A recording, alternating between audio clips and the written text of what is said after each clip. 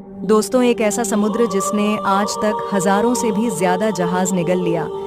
हम बात कर रहे हैं नॉर्थ सी के बारे में। इस समुद्र में लहरें इतनी ऊंची होती हैं कि एक भी जहाज सीधा नहीं चल पाता है, जिसकी वजह से यहाँ पर 25,000 से भी ज्यादा कंटेनर पानी में डूब जाता है।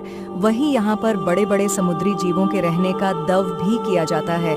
इस समुद्र को साइंटिस्ट मात्र 5% एक्सपोर्ट कर पाए हैं। यहाँ समुद्री डाकू शिप को लूटने के लिए घात लगाए रहते हैं। और नॉर्थ सी नेचुरल गैस का भंडार है और यहाँ पर टोटल 184 ऑनर ब्रिज बनाए गए हैं। और यहाँ पर काम करना अपनी मौत की दावत देने जैसा है। और यही एक वजह है यहाँ पर काम करने वाले वर्कर को 15 लाख महीने की सैलरी दी जाती है।